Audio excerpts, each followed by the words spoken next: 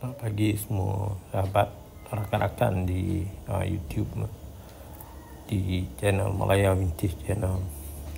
Pagi ini saya ingin berkongsi tanaman dengan rakan-rakan dan sahabat.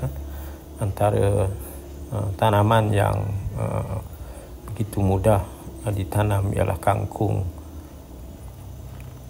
paya, di mana rakan-rakan boleh diusahakan di kawasan yang tidak begitu luas, di kebun di tepi rumah dan sebagainya. Kangkung paya ini rakan-rakan perlu menyiram. Kalau tidak ada hujan, setiap hari kita siram sekali sehari. Itulah antara beberapa perkara penting yang perlu sahabat utamakan dalam menanam pokok kangkung paya ini. Baik, sebelum menanam, rakan lihat saya telah 2 hari lepas saya telah cangkul semua rumput di kawasan media tanaman dan biarkan dia gembur.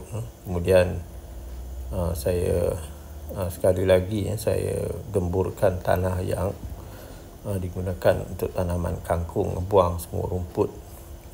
Baik, agak jarak yang sesuai ialah lebih kurang 1 jengkal di antara satu pokok ke pokok yang lain. Baik, amat senang dalam tempoh seminggu rakan-rakan boleh lihat dia akan keluar pucuk baru, dan agak dalam 1 bulan saja kita boleh petik kangkung paya yang segar dari ladang. Baik, amat mudah sekali rakan-rakan boleh praktiskan di halaman rumah ataupun di dalam kawasan yang sempit, asalkan cukup air dan tidak banyak rumput yang tumbuh di sekeliling pokok. Memang hasilnya banyak dan mudah untuk kita gunakan untuk keperluan keluarga. Kalau banyak rakan-rakan boleh ambil petik untuk dijual di pasar. Inilah cara yang saya gunakan, begitu mudah, lebih kurang 1 jengkal satu pokok. Kemudian setelah siap rakan-rakan tanam, kita lakukan proses penyiraman.